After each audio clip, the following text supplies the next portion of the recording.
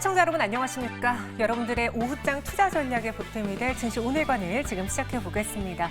오늘은 정말 많은 시청자분들, 투자자분들이 도움의 손길이 필요할 것 같습니다. 양시장 모두 하락세를 지난 거래를 이어서 가고 있고요. 여기에 코스닥은 1% 넘는 급락까지 나타내고 있습니다. 사실 한 번쯤은 이런 위기가 올 줄 알았습니다. 계속 코스피 지수, 코스닥 지수 여기에다가 글로벌 증시가 연일 사상 최고가라는 그런 테두리 안에 있었기 때문에 시장의 기대가 좀 커지던 와중이었는데요. 역시 엔비디아가 하락하고 뉴욕 증시 안에서 또 과열 이야기가 나오자 국내 증시가 그 영향을 받고 있습니다. 안타까운 건 코스닥은 신고가 쳐다보지도 못했는데 같이 밀리고 있다라는 거죠. 이럴 때 우리는 어떤 대응 전략을 세워야 될지 이야기 나눠보도록 할게요. 이슈 추적으로 문 열어보겠습니다. 김민수 대표 함께 하시죠. 어서 오세요. 안녕하십니까? 네, 안녕하십니까? 오늘 시장 이야기 좀 깊게 나눠봐야 되겠는데 일단 간단하게 봤을 때 양시장의 낙폭이 커지고 있다라는 점이 좀 부담스러울 것 같아요. 어떻게 보셨습니까?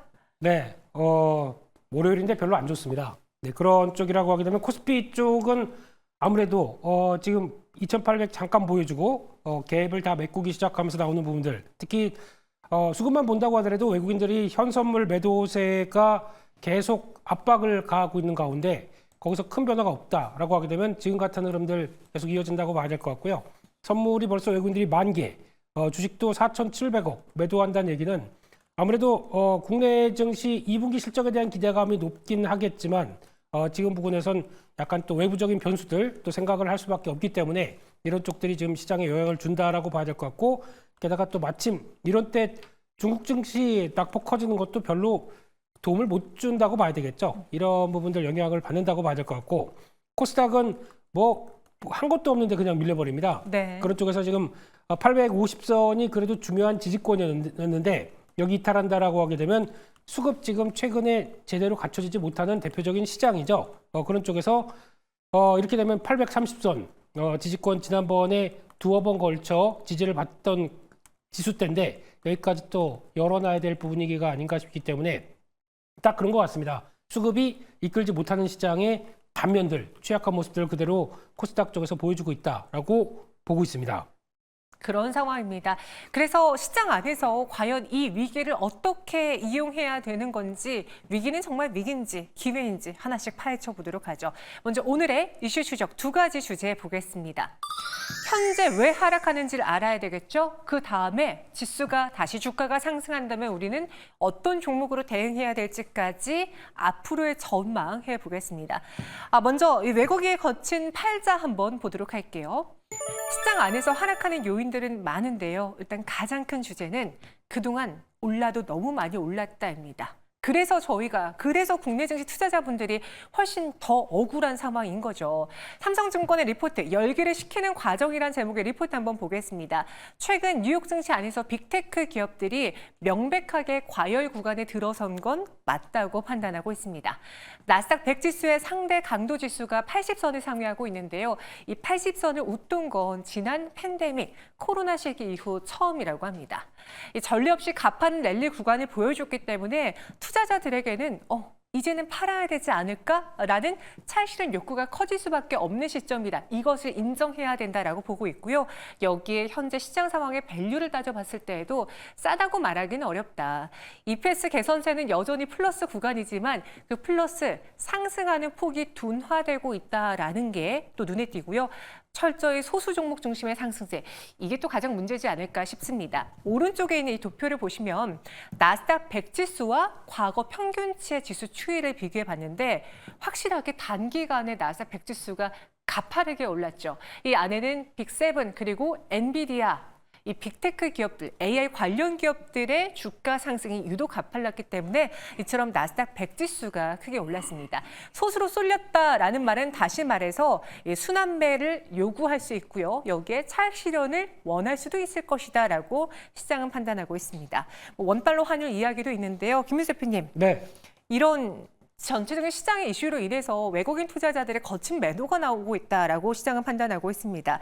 어떻게 봐야 될까요? 확실히 과열 구간에서 국내 증시가 쉬어야만, 그 뉴욕 증시가 쉬어야만 하는 구간에 도달한 걸까요?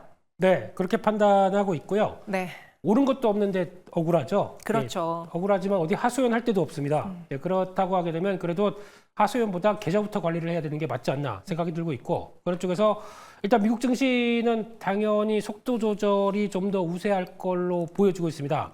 그런 흐름들 쪽에서 지금 나오고 있는 대부분의 종목들, 미국의 어떤 기술주 그리고 또 빅테크 기업들의 종목들 흐름으로 보게 되면 속도 조절이 분명한 모습들을 다 보여주고 있기 때문에 여기서 어느 정도 완벽한, 그러니까 즉 지난번에서도 미국 시장에서 나스닥이 한번 올라서다가 17,000대 초반이었었죠. 그때 올라서다가 어느 정도 확인하는 모습들 과정 거쳤을 때 국내 쪽에서도 약간 좀 어떻게 보면은 속도가 같이 조절됐던 모습들을 생각하게 되면 일단 이를 좀 준비하는 과정들이 월말 때 지금 나오고 있다는 쪽에서 포인트를 맞추고 대응해야 될 걸로 보여지고 있습니다.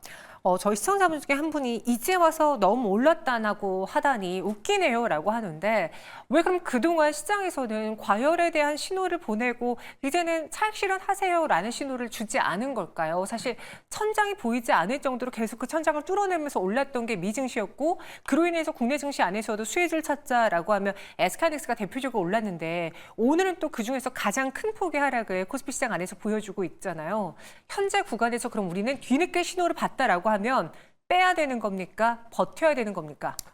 솔직히 지금 미국 시장처럼 미국 시장이 그대로 갔었을 때 한국 증시도 좀 뭔가 변화를 가져갈 걸로 보면서 한 2,800선까지는 갔었지만 네. 그 다음에 후속 매수가 없다라고 하게 되면 시장 그때그때 맞게 해석하는 게 맞지 않나라고 생각되고 있는데, 그냥 한국 시장은 수급 강하지 않은 약한 시장이라고 봐야 될 것 같습니다. 그런 쪽에서 변화가 나온다라고 하게 되면 아무래도 국내 증시도 여파를 받을 수밖에 없을 것 같고, 거기다가 그냥 억울하죠. 억울한 상황들인데 코스닥 시장은 더 수급이 가장 취약한 모습들로 보여진다. 그러면 그대로 나오는 게 지금의 변화라고 봐야 될 것 같기 때문에 이럴 때일수록 아니 뭐 어디 하소연할 땐 없겠지만은 그렇다고 하더라도 그냥 막상 그냥 두고 본다. 이게 전략이 될 수는 없다고 생각합니다. 그렇기 때문에 약한 시장의 약한 모습들, 여기서는 아닌 건 아니라는 거라고 봐야 되기 때문에 어떤 매물 흐름들 여전히 이어지는 모습들이 나온다라고 하게 되면 관리하는 게 낫다라고 생각이 들어서 지금은 오히려 강한 쪽에서 붙어야 되는 게 맞을 것 같고요. 그게 아니라고 하게 되면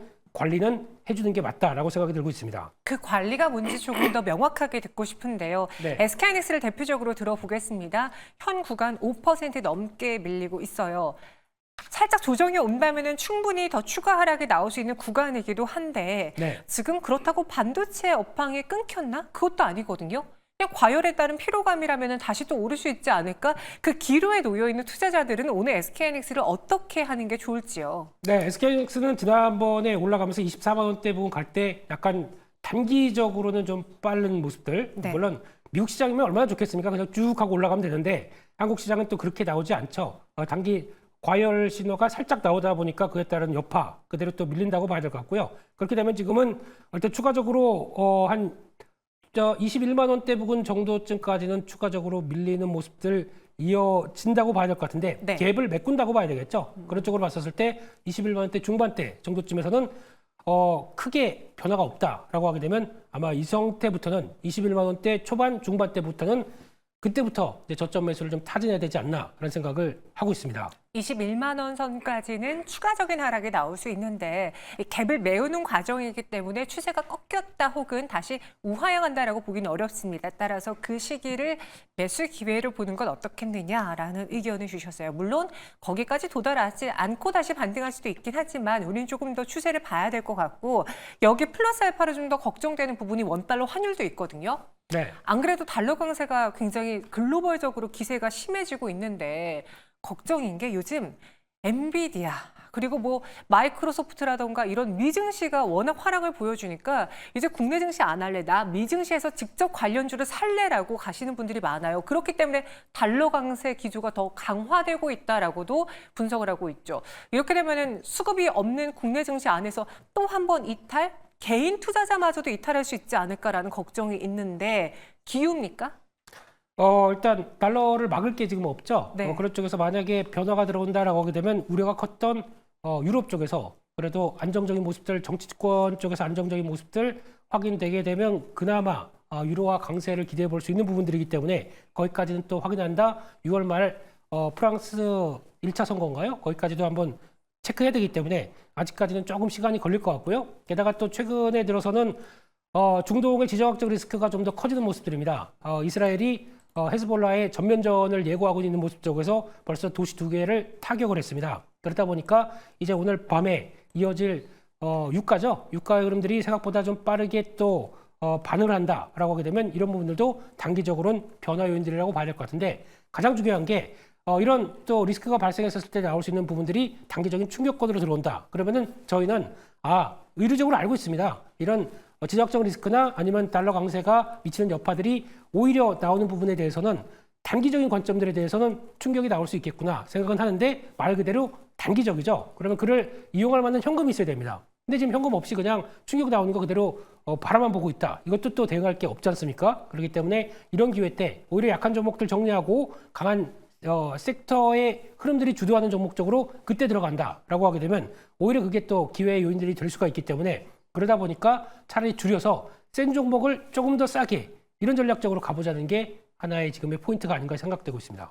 또 이번 주에 바이든 대통령과 트럼프 전 대통령의 TV 토론회가 있다고 합니다. 네. 사실 국내 2차 순지주를 들고 계신 분들 혹은 신재생, 친환경 관련주 들고 계신 분들은 이번 토론회에서 과연 누가 조금 더 우세할까라는 걸 예의주시하면서 볼 것 같은데요. 주요 핵심 포인트로 봐야 될 거 무엇이 있을까요? 네, 다른 거 없습니다. 네.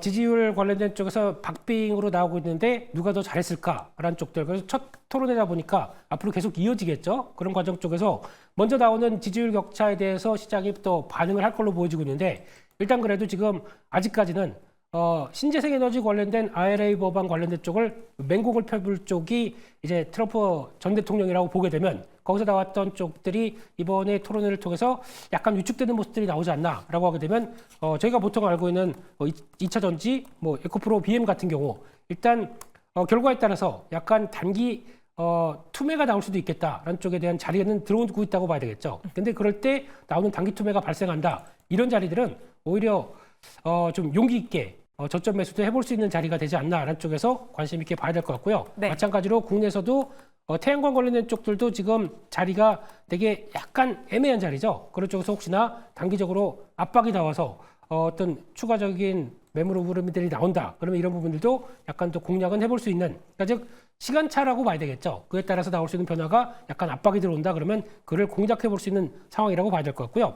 그런 쪽에서 또 화석연료 에너지 쪽을 좀 옹호하는 트럼프 대통령의 분위기나 또 방산주 쪽이죠. 이쪽도 계속 어떤 변화가 나올 수밖에 없기 때문에 그와 관련된 쪽도 타이밍을 좀 노려본다라고 보게 되면 아무래도 지금은 약간 걱정이 되는 부분 쪽에서 투매가 나왔을 때 그를 대응하는 전략적으로 바라보시는 게 가장 좋지 않나 생각되고 있습니다. 네, 다시 한번 위기를 기회로 삼을 만한 종목들이 보입니다. 많은 분들이 방송 보면서 그러셨을 거예요. 왜 이제 와서 과열이라고, 이제 와서 왜 위험하다라고 해? 아니요, 여전히 긍정적인 면도 남아 있어요. 지금부터 한번 다시 볼게요. 앞서 삼성증권에서 열기를 식히는 구간이다라는 리포트를 발간했잖아요. 앞부분은 그렇게 현재 왜 과열에 놓여 있는지, 시장에서 무엇이 부담 요인인지를 적어놨지만 점점 뒤로 갈수록 단 과거 버블과는 다르다. 그리고 앞으로 추가적인 상승도 가능한 여력이 있다라는 장밋빛 전망도 함께 제시했습니다. 보시죠. AI 열풍과 닷컴 버블의 유사성을 지적하는 분들이 많은데요. 과거와는 다르게 최근에 AI 관련주들은 실적이 받쳐주고 있다라는 게 차별점이라고 합니다. 더불어 엔비디아는 최근에 주가가 많이 올랐는데 그만큼 실적도 증가하면서 멀티플이 고점 대비 내려왔다라는 게 눈에 띄는 모습이죠. 또 AI 관련주의 경우에는 금리와는 무관하게 움직이고 있습니다. 코로나 때로 한번 예를 들어볼까요? 2차 전지주들이 사상 최고가를 경신하면서 올라갔을 때 당시 시장에는 유동성도 풍부했고요. 금리도 제로 금리였습니다. 다시 말해 여건이 받쳐줬죠. 근데 지금은 여건이 받쳐주지 않고 있는데도 반도체주와 AI주가 성장 가도를 달린다. 그들만의 개별 모멘텀이 확보되어 있는 증거다라고도 봤고요. 더불어서 빅테크 현 멀티플이 정당화되는 이유와 앞으로 금리의 경우에도 추가적인 인하가 다가온다면은 이 시기에서 몇몇 종목들은 또 빛을 발할 것이다라고 보고 있습니다. 물론 핵심은 다 오른다는 게 아니라 종목 선별을 잘해야 된다라는 거 있겠지만 이 위기 속에 기회를 찾아본다고 하면은 낙폭과대도 있고요, 호실적 기대주도 있고요, 정책이 기대되는 테마주도 있을 것 같습니다. 김민수 대표님, 네. 그 안에서 매력도를 한번 우선순위를 이렇게 매겨볼 수 있을까요? 네, 일단 실적입니다. 단기적 관점 쪽으로 보게 되면 시장은 기준점이 이탈되다 보니까 약간 좀 복잡한 양상, 특히 미국 증시가 조정이 나올 걸 대비를 하다 보니까 현금을 확보해서 특히 한국 증시는 그래도 2분기 기업들에 대한 실적 기대감이 상당히 높습니다. 그럼 그게 반영되게 되면 위축세가 이어졌다가 큰 변화, 특히 삼성전자 실적 발표쯤 돼서부터는 다시 한번 변화가 나올 수 있기 때문에 시간이 좀 남아있죠. 그를 좀 대응을 하자라는 관점 쪽으로 봤었을 때 그래도 지금은 실적 좋은 쪽들에 대한 기대감들, 수출 잘 된 종목들에 잘 나오는 쪽에 대한 기대감들 이쪽이 좀 나온다라고 봐야 될 것 같은데 가장 먼저는 그래도 조선 화장품 음식료 이와 관련된 실적에 대한 기대감 높은 쪽들을 찾아보는 게 맞을 것 같고요. 그렇게 되면 지금 가장 강한 쪽들은 HD, 현대, 미포가 조선 쪽에서는 가장 강한 종목으로 보여주고 있습니다. 이 종목의 특징은 PC성 관련된 쪽에서 어느 정도 저가 수주가 마무리되고 성과가 나올 수 있는 부분이다라고 하게 되면 그게 지금 반영이 되다 보니까 HD현대 미포가 나머지 조선주들을 좀 끌어가는 현상이 나오지 않을까라는 쪽에서 이 부분 좀 체크를 하셨으면 좋겠고요. 두 번째는 화장품 쪽인데 그렇게 많이 올랐어도 아직까지 큰 어떤 밸류에 대한 부담이 적다라는 쪽은 실리콘2겠죠. 이런 쪽도 어느 정도 단기적인 박스권 안쪽 쪽에서 크게 이탈하지 않는다 그러면 계속 위쪽을 시도할 수 있기 때문에 이런 종목들 찾아가는 게 맞을 것 같고요. 음식료 쪽은 오늘 좀 조정을 받습니다. 아무래도 환율에 대한 부담감을 좀 떨쳐버리기 좀 힘든 것 같은데 그럼에도 불구하고 단기적으로는 삼양식품 같은 경우 마찬가지로 고점에서 조정이 나온다고 하더라도 아직까지 단기 박스권 이탈하지 않았기 때문에 이런 쪽에 대한 모습들은 계속 확인해야 될 것 같고요. 또 하나 빙그레 같은 경우도 지금 딱 지지권은 마련돼 있죠. 이런 쪽에서 어느 정도 변동성은 있다고 하더라도 크게 이탈하지 않는다 그러면 또다시 위쪽으로 턴할 수 있는 가능성들이 높기 때문에 이런 어떤 수출 관련된 종목들에 대한 흐름들 계속 체크해야 된다고 봐야 될 것 같고요. 또 하나 이슈가 꺾이지 않은 쪽에서 대왕고래 프로젝트 동해 석유가스전 관련된 종목들로 보게 되면 한국가스공사 여전히 지금 분위기는 크게 이탈 안 하고 있는 상황들입니다. 계속 단기 과열 쪽이 들어오다 보니까 그에 따른 부담감은 좀 있다고 하더라도 여전히 모멘텀들은 살아있다는 쪽에서 이게 확산되다 보니까 포스코 인터내셔널 같은 경우도 주가도 계속 같이 영향을 끼치면서 가고 있는 상황들이고요. 네. 그와 함께 또 최근에 강한 종목은 GS 글로벌이죠. 이것도 GS 쪽도 같이 전략회의에 들어왔다라고 하다 보니까 이렇게 탄력들을 받는 이런 과정들을 생각한다라고 하게 되면 마찬가지로 이게 한국가스공사가 잘 유지가 되고 확산되는 과정들 이것도 계속 체크하는 게 지금의 섹터 흐름들이 맞다 이렇게 봐야 될 것 같습니다. 시장 안에서 이미 좀 정답을 줬던 대표적인 종목들 위주로 압축해보자. 지금은 분산시키는 게 아니라 압축해야 되면서 이 고화열에 대한 시기를 잘 넘겨야 하는 시기인 것 같습니다. 그럼 마지막으로 오늘 위기를 정말 위기로 봐서 조심해야 되는 테마라던가 업종, 반대로 기회로 볼 수 있는, 매수 기회로 볼 수 있는 테마, 섹터를 나눠보자면은 대표적으로 어떤 게 있을까요? 네, 일단 위기도 어떻게 보면 기회가 될 수 있겠지만 네. 당장은 아직까지 확인된 게 없기 때문에 2차 전지라든가 말씀드렸던 신재생 에너지 이쪽에 대해서는 약간 조금 더 매물 압박을 받을 수 있겠다라는 쪽에서 그에 따른 변화를 탄력들을 좀 더 체크하는 게 맞을 것 같고요. 앞서 말씀드린 것처럼 지정학적 리스크와 함께 유가에 대한 반응들이나 여러 가지 흐름들이 나온다. 그리고 게다가 하반기에 탄력들을 받아간다라고 하게 되면 조선주에 대한 시각들은 계속 가져가시는 게 끌고 가시는 게 맞겠다라고 하게 되면 그쪽들 체크해 보시는 게 좋을 것 같고요. 특히 앞서 보셨던 그 HD 현대 미포를 필두로 해서 주가가 움직이는데 요즘 들어서 삼성종업이 상당히 좀 늦습니다. 지난번에 나왔던 약간 드릴쉽 쪽에 대한 지연이라든가 이런 쪽에 대한 부분들이 약간 주가에 영향을 끼친다고 하더라도 아직까지는 크게 추세 이탈 안 했다라는 관점으로 바라보셨으면 좋겠고요. 역시나 엔진 업체들에 대한 시장의 관심은 상당히 높다라는 쪽에서 일단 한화오션이 가장 그에 따른 변화로 이끌어 간다고 봐야 될 것 같고요. 그래서 물론 한화오션, 한화엔진이죠. 예, 네. 엔진 업체들의 쪽에서 한화엔진 흐름들 나쁘지 않다고 봐야 될 것 같고 시장에서 그렇게 알려지지 않았던 STX 중공업 같은 경우도 여전히 시장 흐름들 쪽에선 엔진 업체 쪽에 대한 재평가 나올 수 있다고 바라보고 있습니다. 오늘장 위기론이 2차 전지와 신재생 에너지, 추후에 기회가 될 수 있을지언정 현재 구간에서는 조금 조심하자라는 의견 주셨고요. 반대로 기회가 될 수 있는 조선, 해운주 살펴봤습니다. 지금까지 김민수 대표와 함께 오늘 시장에 대한 정리 전해드렸어요. 자세한 설명 고맙습니다. 감사합니다.